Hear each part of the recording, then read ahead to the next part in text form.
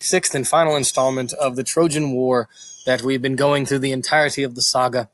And it centers upon the Nostos, or return home, homecoming of Odysseus. Nostos is the Greek word for a homecoming or a return home, and it is where we get the English word nostalgia. So whenever you become nostalgic, it is essentially a way that you return home in your mind. So important was this whole epic journey home by Odysseus that it essentially is its own epic as sung by Homer, which combined, of course, with the Iliad is going to be the two great pillars of ancient epic stories that influenced the Romans and everybody afterwards, including even the Greeks themselves before the Romans.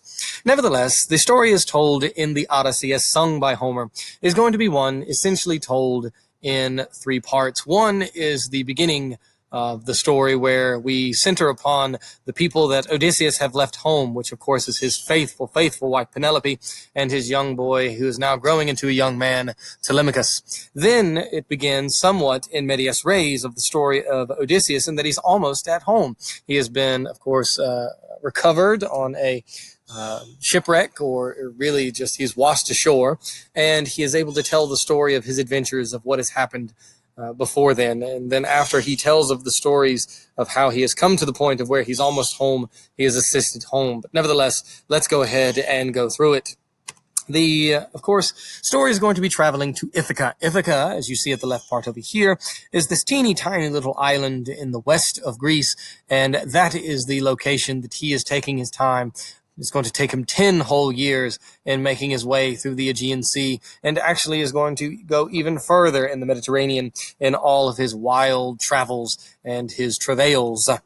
We begin in Ithaca, where the young son, Telemachus, now growing into a young man, is of course aided by Athena. This is something we see constantly in the story of Odysseus. The characteristic of Odysseus that is more prevalent than all others is that he is wily, he is clever, he is very bright, and part of it is because he is favored and blessed by Athena, the goddess of wisdom herself. And she is going to be of a great help and guide to Telemachus as well, as he is wanting to learn word of his father and hopefully assist him in his return home. He, now Telemachus, is at least in his early 20s, as is going to be that the war itself lasted 10 years, and now it's the 10-year return home.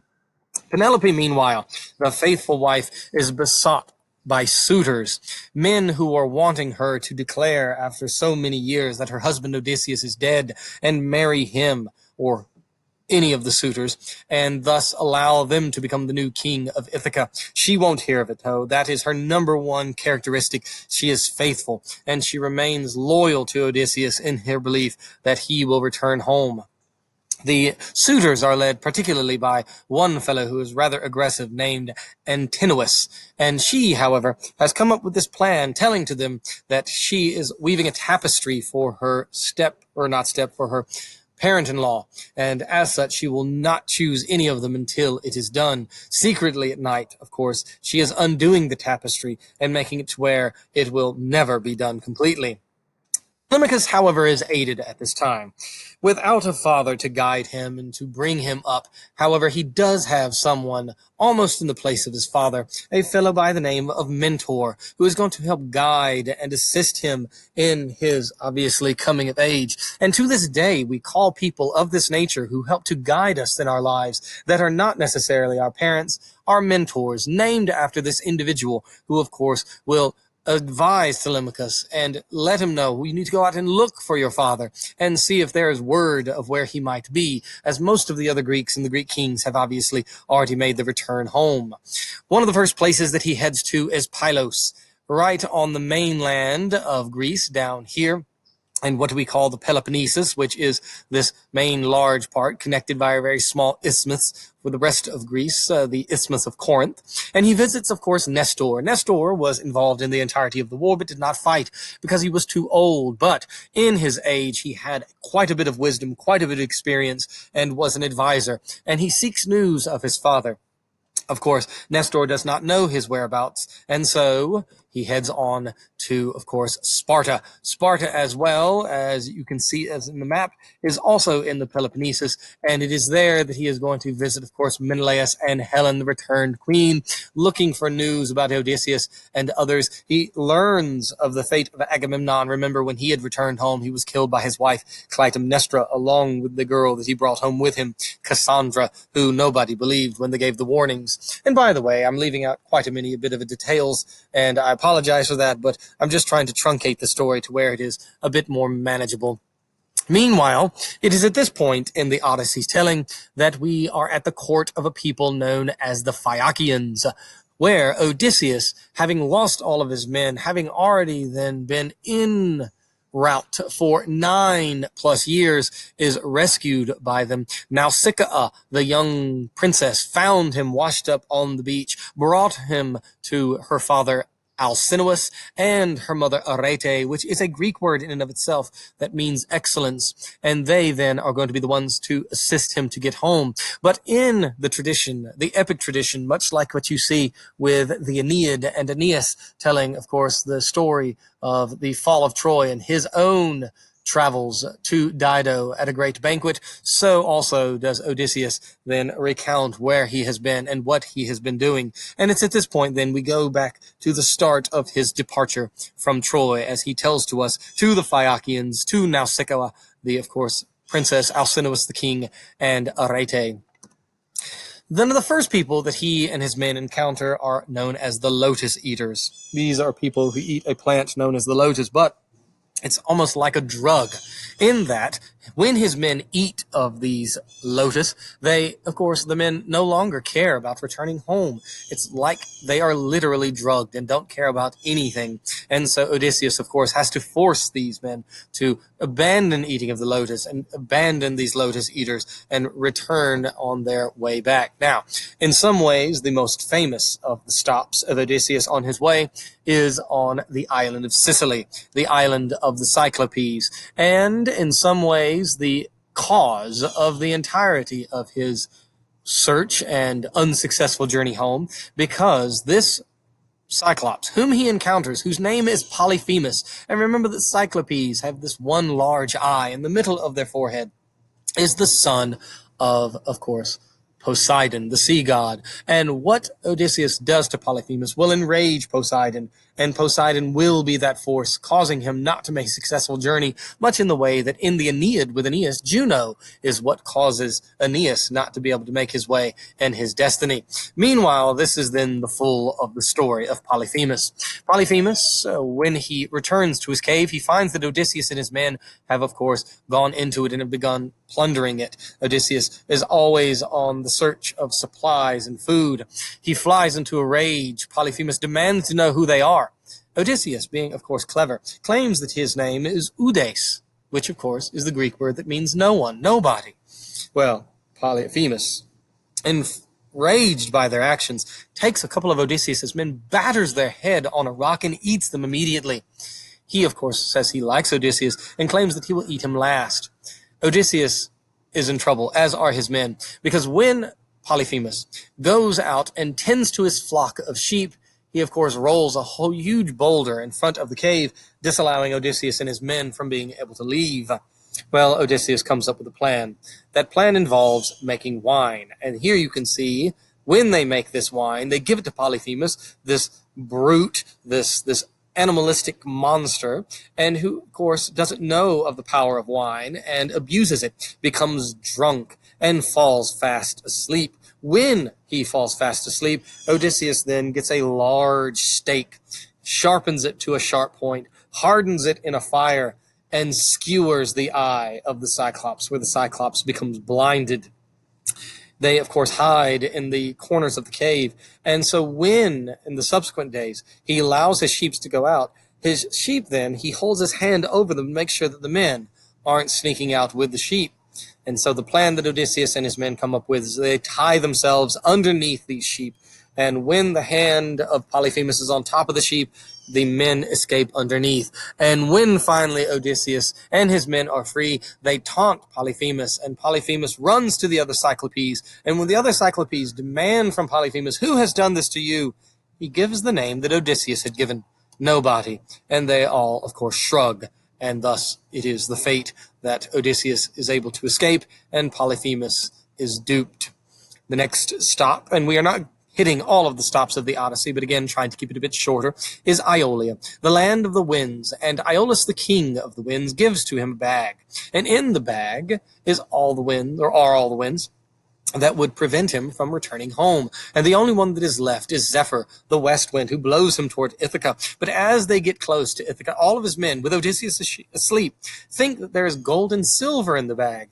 And so they open the bag up, and within sight of Ithaca, Odysseus is blown off course again. The next place that he visits is the land of the Laestrygonians, which happen to be cannibals. And so his men must, of course, escape from the Laestrygonians in order to be able to be surviving. The next place that they visit is the Isle of Aya, on which Circe, a witch, who happens to be also the sister of Aeetes, king of Colchis, who, of course, is the father of Medea, also a famous witch, so it must run in their family. She turns all of Odysseus's men into pigs, wanting Odysseus for herself, keeps Odysseus long enough with her such that they have a child together named Telegonus. And of course you can see the double standard, the expectation that Penelope would remain absolutely loyal and faithful only to Odysseus, whereas Odysseus fathers children with those whom he encounters on his way home. Eventually, however, it is going to be that Hermes comes down with a molly and helps to escape Odysseus from this island in Circe, including even turning his men back into humans from the pig that they once had been. Moving on, he then is going to visit the underworld, is Odysseus, and not a classic visit as we see with some other heroes, but more so, it's almost as though the spirits come to the surface and visit him. But he learns about the fate of all sorts of others, and there is one in the underworld that is the most angry, of course, at Odysseus, and that is Ajax the Greater, who was cheated out of the armor of Achilles. The next encounter of Odysseus is going to be that of fourfold. One is that between Sicily and the toe of the boot of Italy are two absolute perils, dangers to sailors. One is Scylla. Scylla is here a dog-like monster with several heads, who, as sailors come by, will then, of course, eat the sailors, crashing upon the ships, destroying the ships. On the other side is Charybdis, a giant whirlpool that sucks up everything in its grasp. And everybody must make this choice between a rock and a hard place of sorts. And Odysseus, of course, chooses Scylla, because even though he does lose men in the encounter, he does not lose everything. They also encounter the sirens, those, of course, creatures, woman-like creatures, who sing such beautiful songs, luring the sailors onto rocks near where their, of course, home is located, and then they devour the, of course, sailors themselves, lured in by their songs. Odysseus has all of his men put wax in their ears so that they cannot listen, whereas Odysseus, as you can see, is wanting to hear the beautiful song of the sirens and ties, or has his men tie him to the post. And Odysseus yells out, "Untie me, we must go closer, we must go nearer." But his men, of course, do not hear him with the wax in their ears. Lastly, a disaster for his men. On the island of Thrinacia, there they eat the cattle of Helios and are doomed to their fate, which eventually will be that they all shall be lost in the ocean, lost at sea, with the only person remaining is that of Odysseus, whereupon he comes to the island of Ogygia, and whereas he had stayed on Aya with Circe, here on the island of Ogygia, Calypso, a immortal being, a nymph of sorts, is going to offer immortality to Odysseus if he should only stay with her forever. Odysseus, as a matter of fact, stays 7 of the 10 years on his way home on this island of Ogygia until eventually he is able to separate himself. And it's at this point we find him alone and floating, a castaway at sea, clutching only to what he can to remain afloat. And thus it is at that point he washes up on the shore of the before-mentioned Phaeacia, discovered by Nausicaa, and they will be the ones to allow him to finally make it home to Ithaca. But when he gets there, he's not just going to burst in.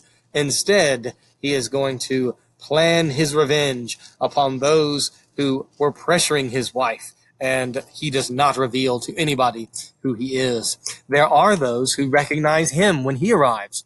One is an old maid of his household who, in his youth, had been obviously a caretaker of Odysseus, and she, Eurycleia, recognizes a scar on his ankle that had been given to him by a boar while hunting.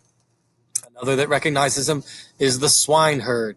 These low servants within the household, faithful to Odysseus, recognizes who he is, and most famously, of course, his dog Argus recognizes who he is, whereas the rest of Ithaca just sees him as son of a vagrant, somewhat of almost like a homeless man figure, and thus he will begin his plans for his vengeance upon his suitors. Now, with the help of his son Telemachus, they plot their revenge, and there is a great contest made, thus that whoever can string the bow of Odysseus and shoot an arrow through several axe heads, which of course would be there where you hold it at the handle, there's a little bitty of a hook to where you can hang it on something and shoot it through several of them, will be the one for the hand in marriage of Penelope. She has finally been forced to agree. And so all of the suitors, including and especially Antinous, who had pressured Penelope most aggressively, it is Odysseus that not only is the only one